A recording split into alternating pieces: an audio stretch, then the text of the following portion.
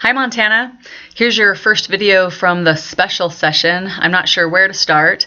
I guess I could start at how we got here. It could go back all the way to 2003, but let's just start in this last regular session. The Republicans have the majority in both houses and passed a budget that was based on a fraudulent revenue estimate. Every single Democrat voted against the revenue estimate because we knew that's not how much money was actually going to be coming in. And then every single Democrat voted against the budget because it's a fraudulent budget. It's not based on reality. The governor signed that budget, probably thinking that if he vetoed it, what more is he going to get out of these Republicans who have already refused to do the right thing? So now, by Montana law, cuts have to be made. We have to balance this budget. And the governor is faced with making $227 million worth of cuts that will hurt Montana families. No one wants that to happen. The Democrats or the Republicans do not want to see Montana families hurt.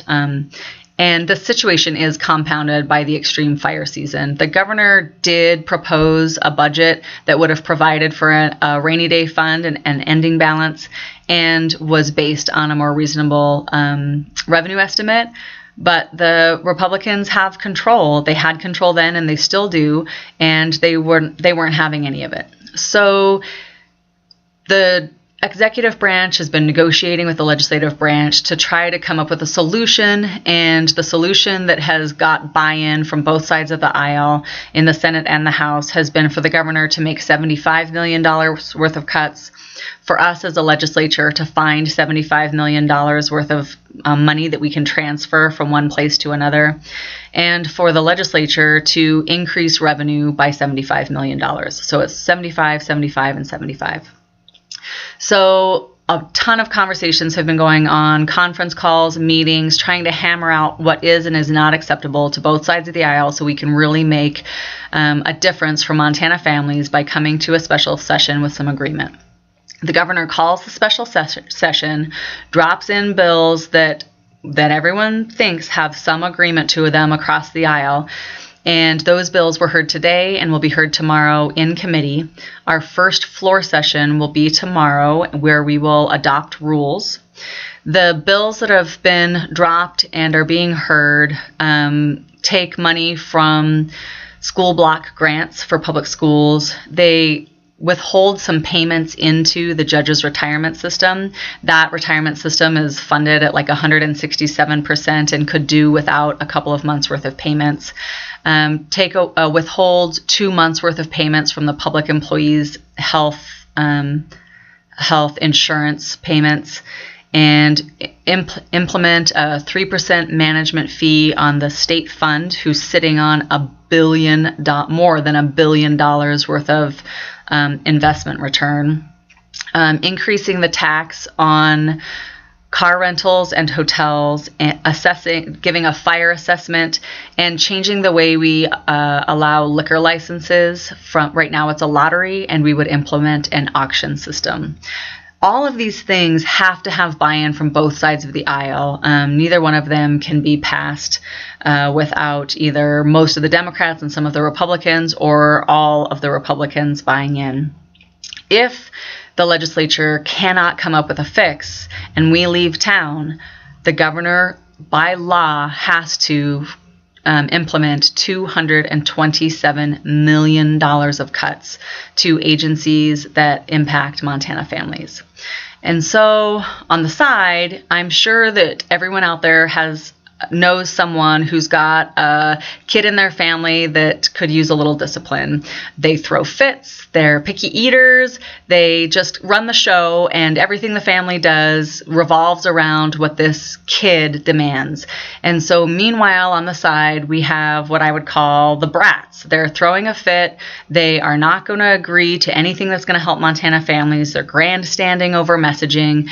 And tomorrow, I think when we gavel in for our first floor session, I would predict that they're going to call a concurrent session, which I don't think has ever happened before. It would mean that the governor's bills are in order, but any other bills in this expanded scope or this concurrent session are also in order. And they want to reduce the ending fund balance. That's a bad idea because it has the potential to drop Montana's bond rating. And that potentially could affect local schools and local government's ability to bond. They want to make the governor's cuts permanent in the budget. So instead of being temporary cuts, they would actually become part of Montana's base budget when we go into the next legislative session, which would hurt Montana families in the long run. They want to do 2 favors for 2 corporations. One of them is Core Civic. They own a private prison in Shelby, and they are basically holding the state hostage, saying, we'll give you $30 million of your own money back if you extend our contract and agree to pay us $150 million over the next few years. They're bad actors who are holding us hostage with our own money and just trying to increase their bottom line. The other company is Blue Cross and Blue Shield, who has come up with an ingenious way to improve their bottom line by taxing the nonprofit insurance providers. So some bad stuff going on up here, but I do believe that the responsible legislators will get together in a group, find a majority, and pass the transfers and the revenue increases to help Montana families. We don't have a vote on the budget, the governor's cuts, so the legislature is here to do transfers and revenue increases.